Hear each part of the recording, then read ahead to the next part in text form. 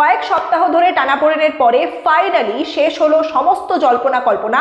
আসন্ন টি-20 বিশ্বকাপে আইসিসির তরফ থেকে জানানো হলো যে বাংলাদেশের বদলে খেলবে স্কটল্যান্ড।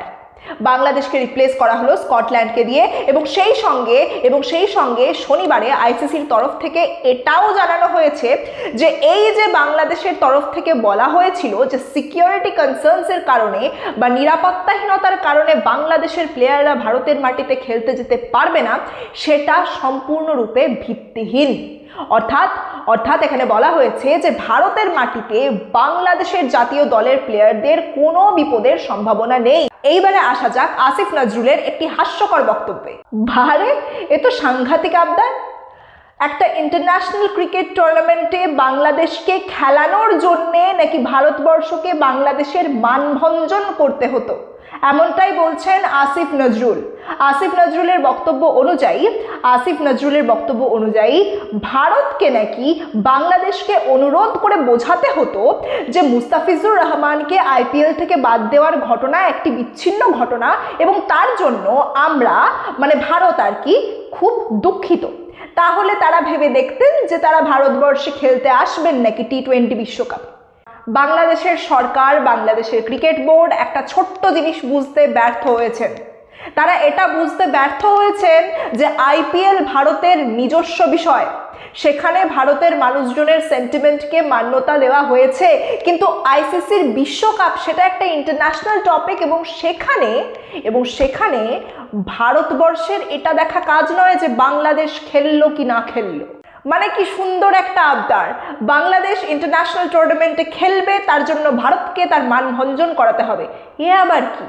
জগমোহন ডালমিয়ার হাত ধরেই কিন্তু বাংলাদেশ আন্তর্জাতিক স্তরে ক্রিকেট খেলার সুযোগ পেয়েছিল। সেই সময় বাংলাদেশের পাশে আর কেউ ছিল না। ভাবতে খুব অবাক লাগে যে বাংলাদেশের সঙ্গে যখন অন্য কোনো দেশের ক্রিকেট খেলা হতো তখন আমরা ভারতবাসীরা কিন্তু বাংলাদেশকেই সাপোর্ট করতাম। পাকিস্তানকে কখনোই আমরা ভালো চোখে দেখতাম না, কিন্তু বাংলাদেশকে আমরা আমাদের বন্ধু ভাবতাম।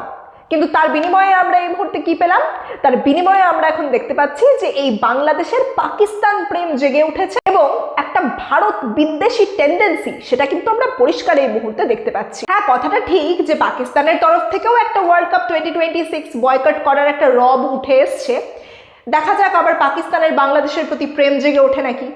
পাকিস্তানের অর্থনীতির যা অবস্থা তাতে মনে তো হয় না যে আলটিমেটলি পাকিস্তান নিজের পায়ে কুড়ুল মারবে বলে। প্রথমে পাকিস্তান এমন একটা ভাব দেখাচ্ছিল যেন দেখে মনে হচ্ছিল বাংলাদেশ টি-20 বিশ্বকাপে না খেললে পাকিস্তানও খেলবে না। এখন কি হলো? এখন শেষকালে এসে কি হলো? পাকিস্তান ওদিকে নিজের দল ঘোষণা করে দিল, আর এদিকে বাদ গেল বাংলাদেশ। বাংলাদেশের না এটা আগের থেকেই বোঝা উচিত ছিল যে পাকিস্তানের অর্থনীতির যা হাল, তাতে পাকিস্তান এই মুহূর্তে বিশ্বকাপ না খেলার সাহস দেখাতে পারবে না। এই পাকিস্তানকেই বাংলাদেশের কিছু মানুষজন বাবা ভাই বলে রিগার্ড করে থাকেন না। এটার জন্য পাকিস্তানকে কিন্তু দোষ দেওয়ার কিচ্ছু নেই। তার কারণ হচ্ছে স্বাভাবিকভাবেই পাকিস্তান নিজের স্বার্থের জন্য যেটাকে ভালো মনে করেছে সেটাই করেছে, খুব স্বাভাবিক একটা। এই ব্যাপারটার প্রসঙ্গে বাংলাদেশের একদল মানুষের বক্তব্য হচ্ছে যে আইসিসিতে নাকি ভারতের আধিপত্য এসছে। তাহলে এই প্রসঙ্গে একটা খুব গুরুত্বপূর্ণ প্রশ্ন, যদি ভারতের আধিপত্যের কারণেই তাদের কোনো ক্ষতি হয়, তাহলে 14টা দেশ কেন তাদের এগেইনস্টে ভোট করলো? তাহলে এখানে সারমর্মটা কি হলো? সারমর্মটা হলো যে বাংলাদেশ একটা চরম লেভেলের ভারত বিদ্বেষ থেকে ভারতকে শিক্ষা দেওয়ার চেষ্টা করতে গিয়ে ফলটা হয়ে গেল উল্টো। বাংলাদেশের সরকারের গোয়ার্তুমির কারণে আমরা দেখতে পাচ্ছি যে বাংলাদেশের ক্রিকেটাররা বঞ্চিত হলেন, এবং একই সঙ্গে বাংলাদেশের যে আন্তর্জাতিক ভাবমূর্তি সেটা নষ্ট হলো। আর এটাকে বাংলাদেশের একটা কূটনৈতিক ব্যর্থতা ছাড়া আর কিচ্ছু বলা যায় না। ধন্যবাদ।